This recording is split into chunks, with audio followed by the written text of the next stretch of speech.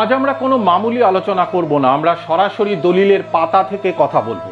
British জেনারেলদের গোপন report, দাঙ্গাবাজদের ব্যবহৃত leaflet, জ্যোতি বসুর মতো প্রত্যক্ষদর্শীদের জবানবন্দির পাশাপাশি আমরা বিশ্লেষণ করব জয়া চ্যাটার্জি, সুরঞ্জন দাসের মতো প্রথিতযশা ঐতিহাসিকদের কাজ।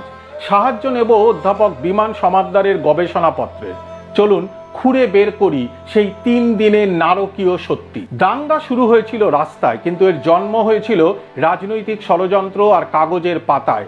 প্রত্যক্ষ সংগ্রাম দিবসের ডাক দেওয়ার পর থেকেই কলকাতা জুড়ে শুরু হয় এক মনোবৈজ্ঞানিক যুদ্ধ, যার প্রধান অস্ত্র ছিল লিফলেট, পুস্তিকা আর গুজব। অধ্যাপক বিমান সমাদ্দার তার গবেষণাপত্রে দেখিয়েছেন মুসলিম লীগ অত্যন্ত পরিকল্পিতভাবে প্রচার শুরু করে। তাদের লিফলেটে জিন্নার ছবি ছাপা হতো তলোয়ার হাতে, আর তার সাথে লেখা থাকতো, আশা ছেড়ো না, তলোয়ার হাতে তুলে নাও, ওহে কাফির, তোমার ধ্বংসের দিন বেশি দূর নয়। আরেকটি লিফলেটে ঘোষণা করা হয়, এই রমজান মাসেই ইসলাম ও কাফিরদের মধ্যে প্রথম প্রকাশ্য যুদ্ধ আরম্ভ হয়।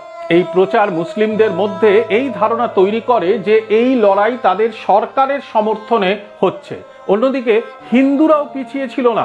ঐতিহাসিক সুরঞ্জন দাস তার যুগান্তকারী বই কমিউনাল রায়টস ইন বেঙ্গল 1905 থেকে 1947-এ দেখিয়েছেন এই দাঙ্গা কোনো আকস্মিক ঘটনা ছিল না।